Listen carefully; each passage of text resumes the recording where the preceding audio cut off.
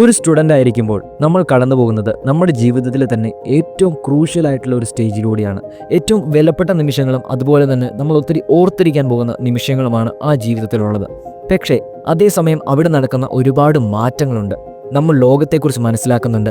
ഒരുപാട് നാളത്തേക്ക് നമ്മൾ എങ്ങനെയായിരിക്കും ലോകത്തെ കാണുക, നമ്മുടെ ചിന്തകൾ എങ്ങനെയായിരിക്കും, കാഴ്ചപ്പാടുകൾ എങ്ങനെയായിരിക്കും, അങ്ങനെ നമ്മുടെ ഔട്ട്ലുക്കിനെ ഷെയ്പ്പ് ചെയ്യുന്ന ഒരു നീണ്ട കാലയളവാണ് നമ്മൾ പഠിക്കുന്ന കാലയളവ് എന്ന് പറയുന്നത്.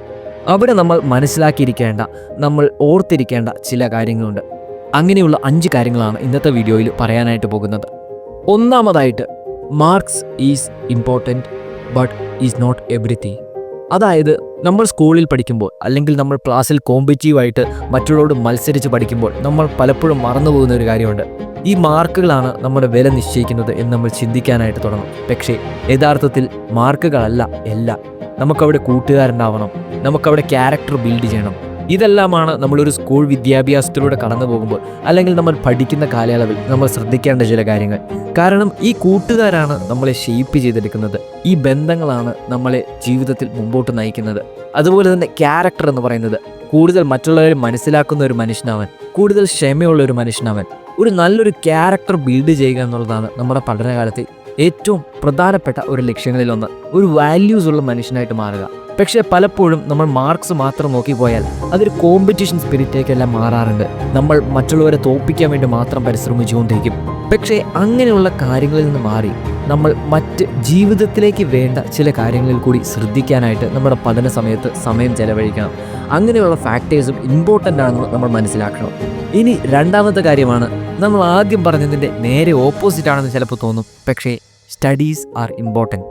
എന്തുകൊണ്ടാണ് നമ്മൾ ഇപ്പോഴും സ്റ്റഡീസിനെ ഇത്ര ഇമ്പോർട്ടൻ്റ് ആയിട്ട് കരുതുന്നത്? എന്തുകൊണ്ടാണ് ഇപ്പോഴും കമ്പനികൾ ജോലിക്ക് വേണ്ടിയും അല്ലെങ്കിൽ നമ്മളൊരു മാനേജർ പൊസിഷന് വെക്കണമെങ്കിൽ പോലും നമ്മുടെ മാർക്കുകൾ നോക്കുന്നത്? എന്തുകൊണ്ടാണ് നമ്മുടെ എബിലിറ്റീസിനെ മാർക്ക് വെച്ച് അളക്കുന്നത്? നമ്മൾ മനസ്സിലാക്കണം, ഈ ലോകത്ത് ഒരുപാട് മനുഷ്യരുണ്ട്. ഈ എണ്ണം എന്ന് പറയുന്നത് വളരെ വലുതാണ്. നമ്മൾ സുപ്രഭാതത്തിൽ ഒരാളുടെ അടുത്തേക്ക് ചെല്ലുമ്പോൾ എന്ത് ബേസിസിലാണ് അയാൾ നമ്മളെ മനസ്സിലാക്കുന്നത്? നമ്മുടെ ഹാർഡ് വർക്കിംഗ് മെൻറ്റാലിറ്റി മനസ്സിലാക്കുന്നത്, നമ്മുടെ അണ്ടർസ്റ്റാൻഡിങ് കേപ്പബിലിറ്റി മനസ്സിലാക്കുന്നത്. ഇവിടെയാണ് മാർക്സ് കടന്നു വരുന്നത്. മാർക്സ് ഇതിനെല്ലാം ഏറ്റവും മികച്ച തെളിവാണ് എന്ന് പറയുന്നില്ലെങ്കിലും അവർക്ക് റിലയബിൾ ആയിട്ട് നോക്കാൻ പറ്റുന്ന ഒരു ഫാക്ടർ എന്ന് പറയുന്നത് നമ്മുടെ മാർക്സ് തന്നെയാണ്. ഇവൻ എത്രത്തോളം മനസ്സിലാക്കാനുള്ള കഴിവുണ്ട്, ഇദ്ദേഹത്തിന് എത്രത്തോളം ഹാർഡ് വർക്ക് ചെയ്യാനുള്ള ഒരു എബിലിറ്റി ഉണ്ട്, എത്രത്തോളം കമ്മ്യൂണിക്കേറ്റ് ചെയ്യാനുള്ള ഒരു എബിലിറ്റി ഉണ്ട്. ഇതിൻ്റെ എല്ലാം ഒരു മെട്രിക്സ് ആയിട്ട് നിൽക്കാൻ പറ്റുന്നത് നമ്മുടെ മാർക്സ് തന്നെയാണ്. അതുകൊണ്ടാണ് നമ്മൾ സ്റ്റഡീസിനെയോ മാർക്സിനെയോ വിലയില്ല എന്ന് പറഞ്ഞ് മാറ്റി വെക്കരുത് എന്ന് പറയാനുള്ള ഒരു കാരണം. നമുക്കറിയാം, ഈ സിസ്റ്റത്തിൽ ഒരുപാട് പ്രശ്നങ്ങളുണ്ട് മാർക്സ് വെച്ച് ജഡ്ജ് ചെയ്യുന്നതിൽ. പക്ഷേ നമ്മൾ കണ്ടുപിടിച്ചിട്ടുള്ളതിൽ ഒരു നല്ലൊരു സിസ്റ്റം തന്നെയാണത്.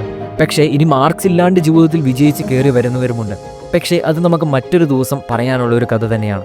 ഇനി മൂന്നാമത്തെ ഒരു കഥയാണ്, നമ്മൾ എന്തെല്ലാം ചെയ്താലും ഇറ്റ് ഈസ് എഫോർട്ട്.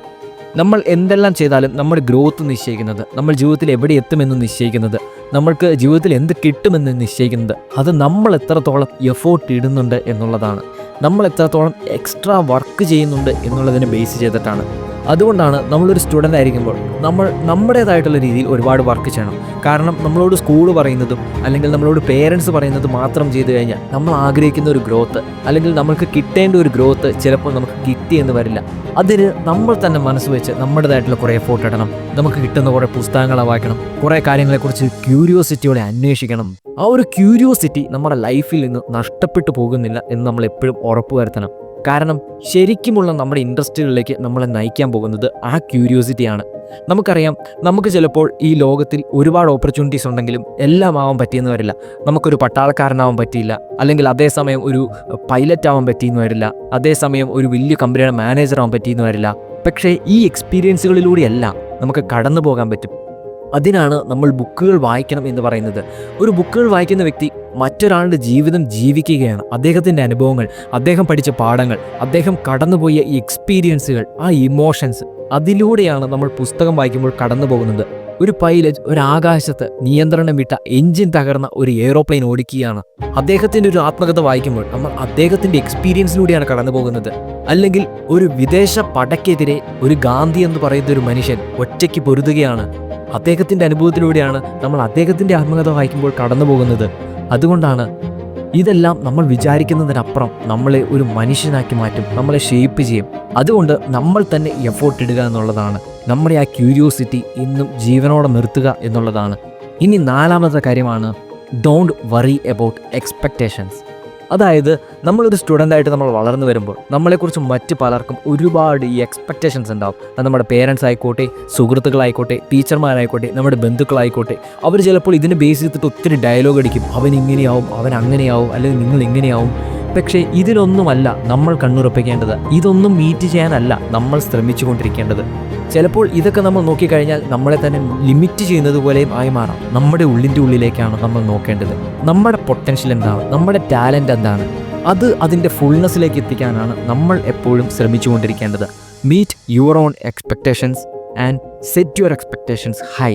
നമുക്ക് എത്രത്തോളം പറ്റുമെന്നുള്ളത് നമ്മൾ എപ്പോഴും ഹൈ ആയിട്ട് വെക്കണം. നല്ല ഉയർന്ന ഡ്രീംസ് തന്നെ നമ്മൾ കാണണം. പക്ഷേ അതേസമയം ബാക്കിയുള്ളവരെ തൃപ്തിപ്പെടുത്താനോ അവരുടെ എക്സ്പെക്റ്റേഷൻസോ മീറ്റ് ചെയ്യാനാണ് നമ്മൾ ജീവിക്കുന്നതെങ്കിൽ ഒരു പോയിന്റ് കഴിയുമ്പോൾ നമുക്കൊരു മീനിങ് നഷ്ടപ്പെട്ടതുപോലെ ഫീൽ ചെയ്യാനായിട്ട് തുടങ്ങും. നമുക്കൊരു വർക്ക് ചെയ്യാനുള്ള എനർജി നഷ്ടപ്പെട്ടതുപോലെ ഫീൽ ചെയ്യാനായിട്ട് തുടങ്ങും. പക്ഷേ ഈ എക്സ്പെക്റ്റേഷൻസ് നമ്മുടെ തന്നെയാണെങ്കിൽ, നമ്മുടെ തന്നെ ഡ്രീംസ് ആണെങ്കിൽ, നമുക്ക് ജീവിതകാലം മുഴുവൻ അതിനു വേണ്ടിയിട്ട് പോകാനുള്ള ഒരു എനർജി ഉണ്ടാവും. അതുപോലെ തന്നെ നമ്മൾ മനസ്സിലാക്കേണ്ടത്, ഈ ബാക്കിയുള്ളവർ നമ്മളെ പൊക്കി പറയുന്നത് പോലെ തന്നെ താഴ്ത്തി പറയുന്നവരുണ്ടാകും, നമ്മളെ കളിയാക്കുന്നവരുണ്ടാകും, നമ്മളെ ഡിസപ്പോയിൻറ്റ് ചെയ്യുന്നവരുണ്ടാകും. ഇങ്ങനെ ലോകമിങ്ങനെ ഒരുപാട് കാര്യങ്ങൾ പറഞ്ഞുകൊണ്ടിരിക്കും നമ്മുടെ ചുറ്റുമുള്ളത്. പക്ഷേ ഇതൊന്നും നമ്മളെ തൊടാനായിട്ട് നമ്മൾ അനുവദിക്കരുത്. ഇതൊക്കെ ഒരു പാർട്ട് ഓഫ് ദി പ്രോസസ്സാണ്. കാരണം അവരവരുടെ ജീവിതത്തിൽ നിന്ന് അവർക്കറിയാവുന്ന കാര്യങ്ങളും അവരുടെ കാഴ്ചപ്പാടുകളും വെച്ച് നിങ്ങളെ അളക്കുന്നതാണത്. So don't let anyone's words touch you. ആരും നിങ്ങളെ ഡിസപ്പോയിൻറ്റ് ചെയ്ത്, അതുപോലെ തന്നെ ആരും നിങ്ങളെ ഒരു അഹങ്കാരിയാക്കി മാറ്റരുത്. നമ്മൾ പൊക്കി പറയുന്നവരുണ്ടാകും, താഴ്ത്തി പറയുന്നവരുണ്ടാകും. Don't mind. ഇനി 5ാമത്തെ കാര്യമാണ് ഡോണ്ട് ഗെറ്റ് ഡിസ്കറേജ്ഡ്. അതായത് നമ്മൾ ചിലപ്പോൾ വിചാരിക്കും നമ്മൾ ആഗ്രഹിക്കുന്ന എല്ലാ ജീവിതത്തിൽ കിട്ടും, നമ്മൾ വിചാരിക്കുന്ന പോലെ എല്ലാം നടക്കും. പക്ഷേ ജീവിതം അങ്ങനെയല്ല. നമ്മൾ ആഗ്രഹിക്കുന്ന പല കാര്യങ്ങളും നടക്കില്ല, നമ്മൾ ആഗ്രഹിക്കുന്ന സമയത്ത് നടക്കില്ല. നമ്മൾ എത്ര സ്വപ്നം കണ്ടാലും ചില കാര്യങ്ങൾ നമ്മുടെ ജീവിതത്തിൽ സംഭവിക്കില്ല. നമ്മൾ ആഗ്രഹിക്കുന്ന പോലെ എല്ലാ കാര്യങ്ങളും നമ്മുടെ ഫേവറിന് വേണ്ടിയിട്ടും വർക്ക് ചെയ്യില്ല. ഇങ്ങനെ സംഭവിക്കുന്നതിനോട് നമ്മൾ ഓക്കെ ആയിരിക്കണം. ജീവിതത്തിൽ തിരിച്ചടികൾ ഉണ്ടാവുന്നതിനോട് നമ്മൾ ഓക്കെ ആയിരിക്കണം. ചിലപ്പോൾ നമ്മൾ ജീവിതത്തിൽ 10 കാര്യത്തിനു വേണ്ടി ആത്മാർത്ഥമായിട്ട് പരിശ്രമിക്കുമ്പോഴായിരിക്കും നമ്മളതിൽ 2 കാര്യമെങ്കിലും അച്ചീവ് ചെയ്യുന്നത്.